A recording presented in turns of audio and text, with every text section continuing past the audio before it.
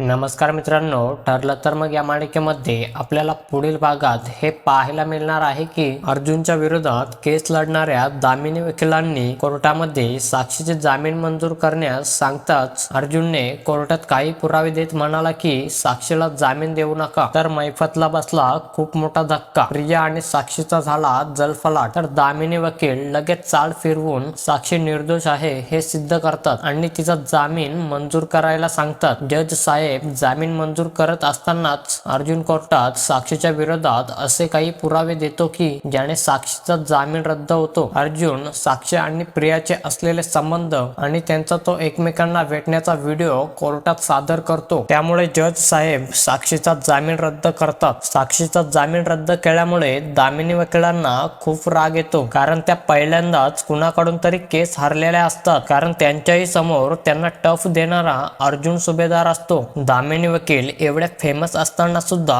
अर्जुनने त्यांना तोंडावर पाडले, त्यामुळे त्यांचा सुद्धा खूप जलफलाट झालेला असतो. तसेच मैफतला सुद्धा खूप मोठा धक्का बसतो. मैफत म्हणतो या दामिनी देशमुखला एवढे पैसे देऊन काहीच उपयोग नाही. आता साक्षीला कसं सोडवू मी? तर येणाऱ्या भागात दामिनी देशमुखची चाल काय असेल? त्या साक्षीला जेलमधून सोडवणार का, किंवा अर्जुन साक्षीच्या विरोधात आणखी काही पुरावे दाखवून तिला फाशीची शिक्षा देण्यासाठी जज साहेबांकडे विनंती करणार का, ते आपल्याला येणाऱ्या भागातच समजणार आहे. तर मित्रांनो, अशाच मालिकेचे नवनवीन अपडेट पाहण्यासाठी व्हिडिओला लाईक करा आणि चॅनलला नक्की सबस्क्राईब करा.